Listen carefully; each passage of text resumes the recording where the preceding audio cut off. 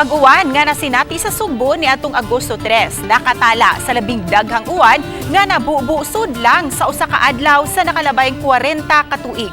Samtang tungod sa La Nina phenomenon, near normal to above normal nga gidaghanon sa uwan nga masinati sa nasod hangtod Pebrero sunod tuig. Ani ang report? Base sa record sa Cebu PAGASA Complex Station, gikan sa Agosto 1 hangtod Agosto 7, miabot na sa 135% o milapaw na sa normal ang gidaghanon sa nabubo nga uwan sa lalawigan sa Sugbo.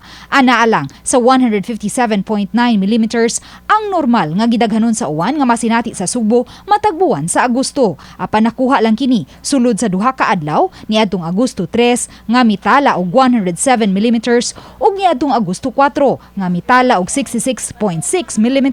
Based sa atong climatological extremes, ang atong greatest daily rainfall is 96.6 mm. Na-record siya August 17, 1982. So nanatay bagong record karon, kining 107.0 mm. Na-record siya last August 3, 2022.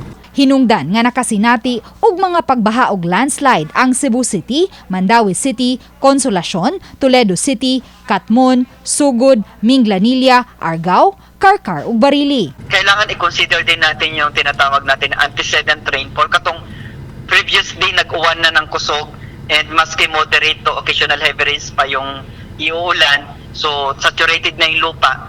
So diha posible mga flash floods and landslides. Nagtigom ang response cluster sa Regional Disaster Risk Reduction and Management Council 7 subay sa naitabong mga pagbaha ug landslide sa Central Visayas. Sa tigom, nagkalain-laing mga rekomendasyon ang giduso aron kaminusan o malikayan ang mga pagbaha. Lakip na niini ang pag-update ug pagpatuman sa mga lagda sa zoning ug ang pag-upgrade sa mga drainage system.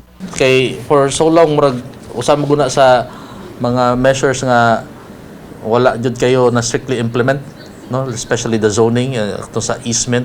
As we know, due to the effects of climate change nga ang volume is of rainfall nagkakuan, so we have to adjust the capacities of our drainage system in order to accommodate ang ating expected nga rainfall. Padayon usab karon nga gibantayan sa PAGASA ang low pressure area nga nahimutang sa east of Davao City nga posibleng makamugna na usab og mga pag-uwan-uwan sa Kabisayan sa mosunod nga mga adlaw.